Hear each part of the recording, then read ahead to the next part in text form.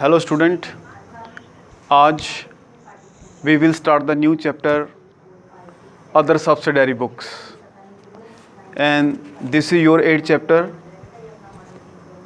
and we will discuss the different types of subsidiary books which is used like a journal, and after preparing these books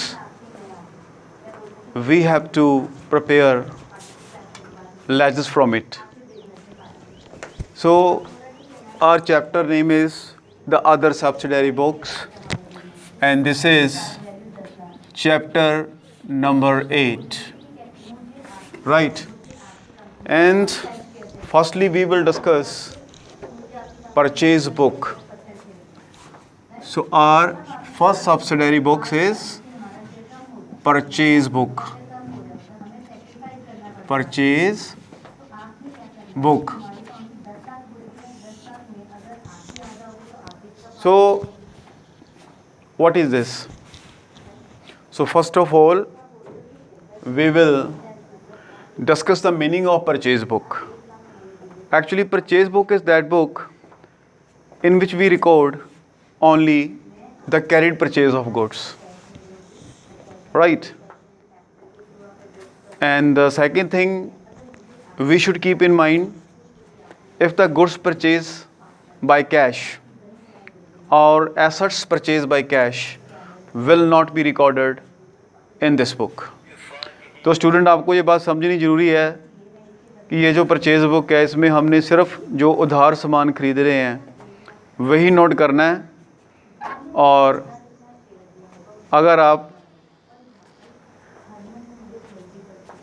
cash goods खरीद रहे हो या asset cash खरीद रहे हो तो राजा वो इसमें नोट नहीं होएगी. तो एज़ पर द बुक्स हम बात करेंगे कि all the credit trade, so as per the book all the credit trade purchase are primarily recorded in this book.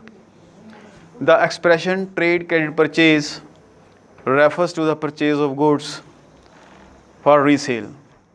यानी कि आपको ये समझना भी ज़रूरी है कि जो आप गुड्स खरीद रहे हो वो गुड्स है क्या.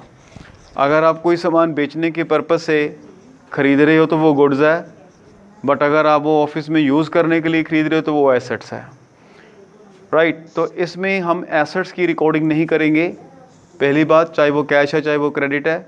दूसरा, अगर आप गुड्स कैश खरीद रहे हो या एसेट कैश खरीद रहे हो तो वो भी इसमें नोट हम नहीं करेंगे. और फिर मैं आपको बताऊंगा कि परचेज बुक का एक सिंपल सा मीनिंग आपने नोट कर लेना है.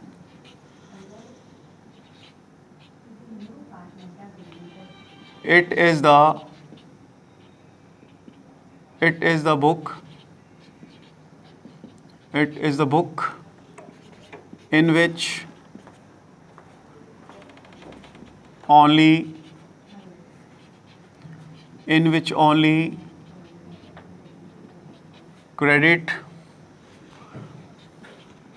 only credit purchase of goods are recorded. तो राजा इसमें आपने सिर्फ जो उधार गुड्स खरीदी है वही नोट करनी है. सेकंड, कैश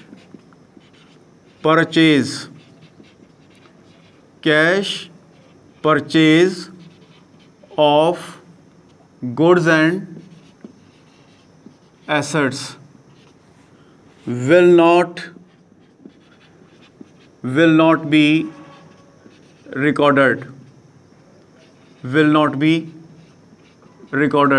तो इसमें अगर आपने कैश परचेज की है, चाहे वो गुड्स की है चाहे वो एसेट की है, वो इसमें नोट नहीं होएगी, राइट.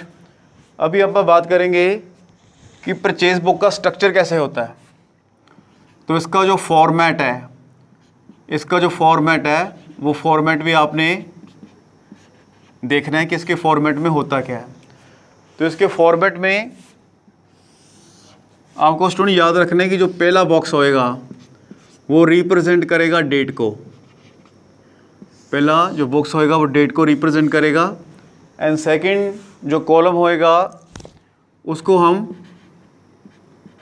पर्टिकुलर के लिए रिजर्व रखेंगे, पर्टिकुलर। उसके बाद हमारे पास होएगा इनवॉइस नंबर, ये जो आप गुड्स परचेज करते हो ये उसका बिल का नंबर है। Invoice number that means A bill number, यहाँ हम बिल नंबर नोट करेंगे। इसके बाद हमारे पास LF का कॉलम होएगा, क्योंकि इस बुक को देख के आगे लेजर बनेंगे और आप डिटेल का कॉलम बनाओगे, और लास्ट में जो कॉलम हमने बनाना है वो है अमाउंट का। तो ये है फॉर्मेट आपकी परचेज बुक का, राइट। और अब आप बात करेंगे थोड़े से इसके थ्योरेटिकल पार्ट की, कि परचेज बुक जो आप बना रहे हो, इस बुक की कुछ इम्पोर्टेंट पॉइंट्स हैं वो हम डिस्कस करेंगे, राइट। इसमें कुछ खास टर्मिनोलॉजी यूज़ होती है, तो वो जो इम्पोर्टेंट पॉइंट हैं वो आप डिस्कस करने जा रहे हैं, ताकि आपको चैप्टर अच्छे तरीके से समझ में आए, राइट। तो इसमें एक वर्ड यूज़ होता है trade discount. The word is trade discount. अब ये जो ट्रेड डिस्काउंट है ये है क्या?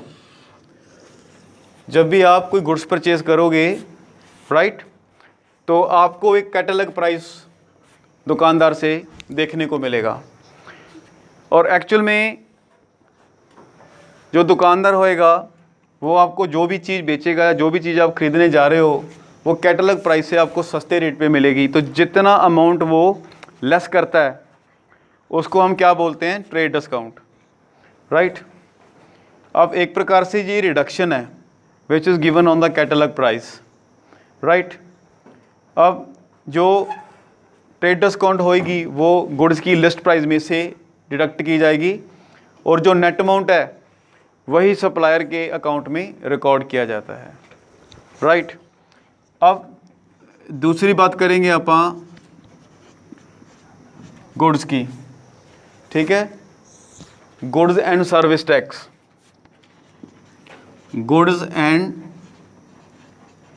सर्विस टैक्स, सर्विस टैक्स, तो ये है GST। तो पहले आपको पता है कि वैट एप्लीकेबल था, but in the modern days GST is used. तो जो GST है, जब भी आप इसको अप्लाई करोगे तो आपको पहले लिस्ट प्राइस में से ट्रेड डिस्काउंट को लेस कर देना। तो after deducting the trade discount we will apply the GST, right. और GST में एक चीज़ और समझनी है, it may be of 2 types, input GST और आउटपुट GST। जब आप कोई सामान खरीदोगे तो आपको एक्सेस अमाउंट पे करनी पड़ेगी in the form of input GST, और ये जो अमाउंट है it can be recover when we try to sell the goods from the customers. इसलिए ये जो इनपुट GST है इसको आपने एसेट कंसीडर करना है, क्योंकि ये बाद में जब आप वही प्रोडक्ट बेचोगे कस्टमर को तो कस्टमर से आप ये रिकवर कर सकते हो। सपोज़ करो जब आप ख़रीद रहे हो तो आप 40 रुपीज़ का इनपुट GST दे रहे हो, और जब आप गुड्स बेच रहे हो तो 60 रुपये का GST कस्टमर से ले रहे हो। तो जो कस्टमर से रिसीव होएगा वो आउटपुट GST होएगा जो 60 रुपीज़ का है, और जो 40 रुपीज़ का आपने इनपुट GST है वो आपने 60 में से माइनस कर देना है। जो 20 रुपीज़ बचे वो आप स्टेट और सेंट्रल गवर्नमेंट को डिपॉजिट कराओगे, राइट। अब इसके बाद मेरे पास है फ्रेट और कार्टेज। मेरे पास तीसरी टर्म है फ्रेट और कार्टेज, फ्रेट और कार्टेज। इसको भी आपके लिए समझना बहुत ज़रूरी है कि जब भी कोई सप्लायर आपको गुड सप्लाई करेगा तो नेचुरली वो सामान आपको किसी न किसी व्हीकल पे सेंड करेगा, तो उसका जो किराया है फ्रेट और कार्टेज वो कई बार लिस्ट प्राइस में ऐड कर देता है, राइट। और अगर वो 2 या 2 से ज़्यादा गुड्स को सप्लाई कर रहा है तो it may be called is composite supply. इसको आप कंपोजिट सप्लाई के नाम से जान सकते हो। और दूसरी बात ये आपने याद रखनी है कि जब लिस्ट प्राइस में से ट्रेड डिस्काउंट लेस हो गई है, उसके बाद फ्रेट और कार्टेज का खर्चा ये ऐड कर दिया जाएगा, राइट। इसके बाद मेरे पास है पैकिंग चार्जेस। इसके बाद मेरे पास पैकिंग चार्जेस हैं। अब ये पैकिंग चार्जेस क्या हैं? क्या कि गुड्स को पैक करने के लिए दो तरह का मटेरियल यूज़ होता है, राइट। एक वो मटेरियल है जो कि प्रोडक्शन कॉस्ट का पार्ट बनता है, जैसे अगर शैम्पू है तो वो बॉटल्स में पैक होंगे, पाउचेस में पैक होंगे। इसकी जो कॉस्ट है वो आपके कॉस्ट ऑफ प्रोडक्शन का पार्ट बनेगी, राइट। तो ये भी जो है इसकी कॉस्ट में ऐड होती है, लेकिन जीएसटी से पहले। ट्रेड डिस्काउंट लेस करने के बाद अगर कोई पैकिंग चार्जेस हैं तो वो ऐड कर दिए जाएंगे, लेकिन जीएसटी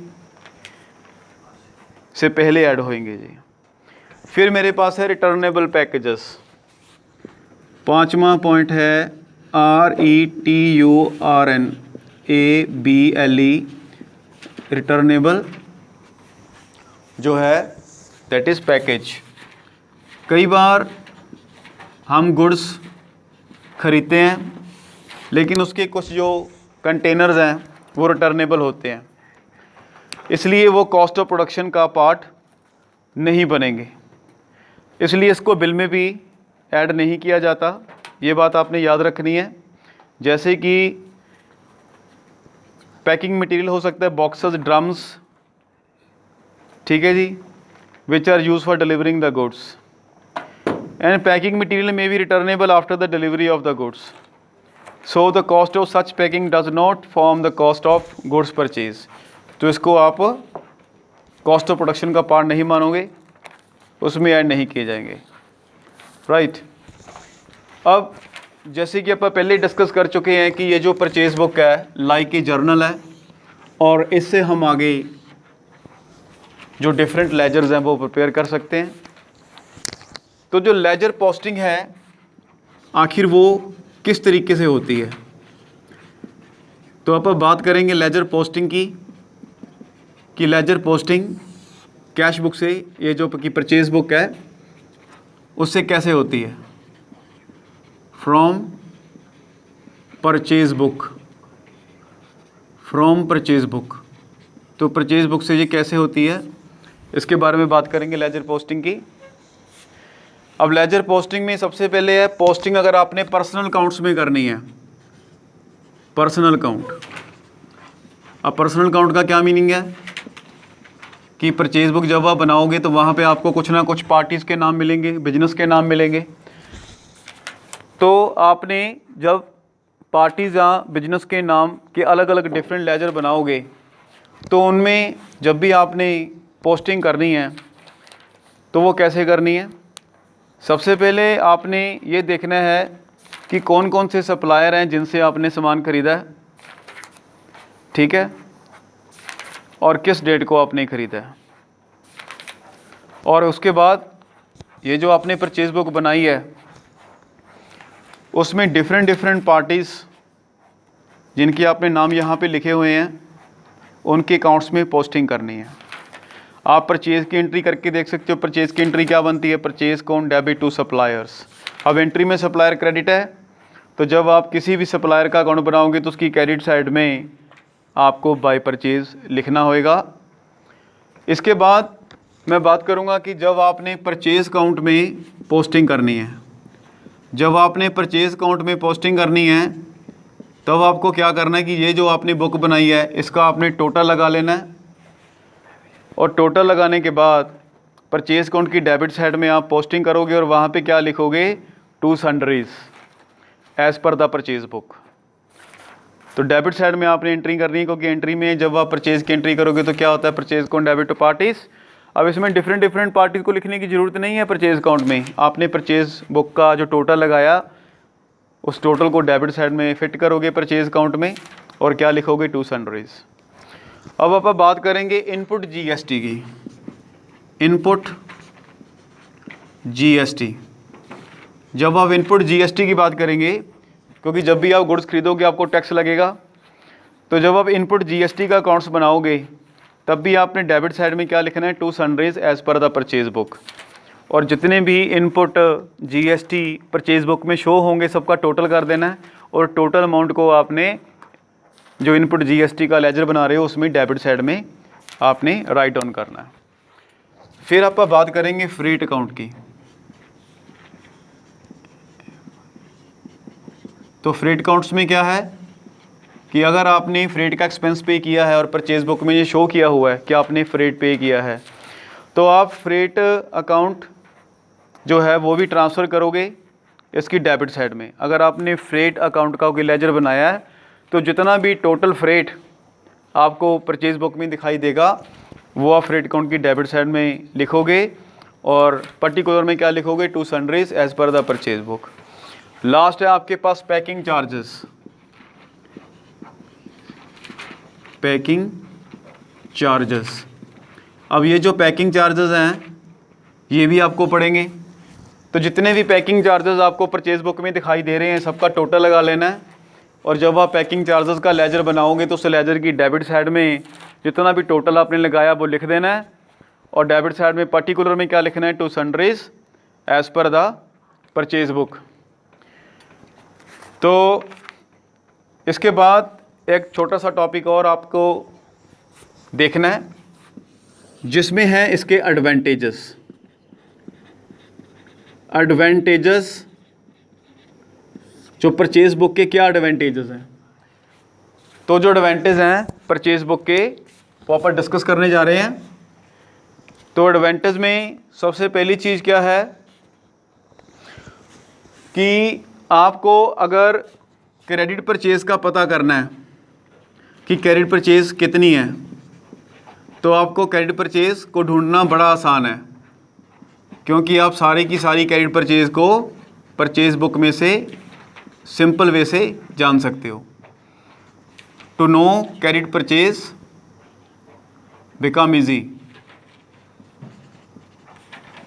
तो आप बहुत ही ईजी तरीके से, आपको अलग अलग लेजर छांटने की ज़रूरत नहीं है, आप सिर्फ परचेज बुक में से क्रेडिट परचेज को जान सकते हो, राइट।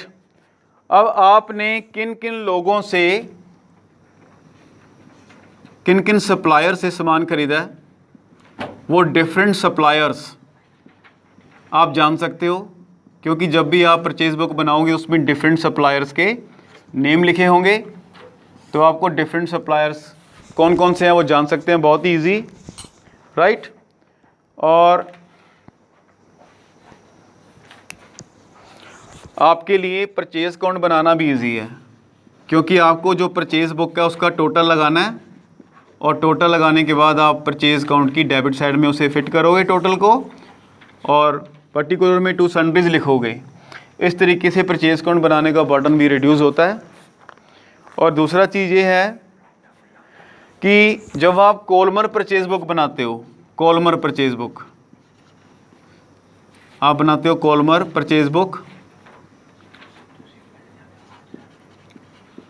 जब आप कोलमर परचेज बुक बनाते हो जिसमें इनपुट जीएसटी, आउटपुट जीएसटी, ठीक है जी, पेमेंट का कॉलम, फ्रेट का, कैरेज का अलग अलग कॉलम बना होता है, तो इस बुक से आपको डिफरेंट टाइप्स की इंफॉर्मेशन मिल जाती है जो कि बिजनेस के लिए बड़ी इंपॉर्टेंट होती है इन ए पर्टिकुलर पीरियड, ठीक है।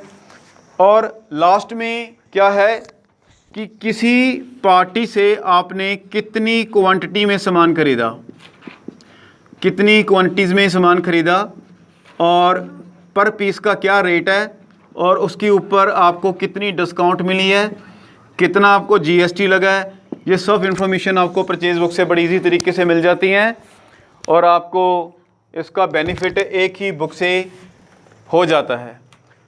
तो उम्मीद है कि ये लेक्चर आपको समझ में आ गया होगा। नेक्स्ट वीडियो में हम इसका प्रैक्टिकल करेंगे। Thank you.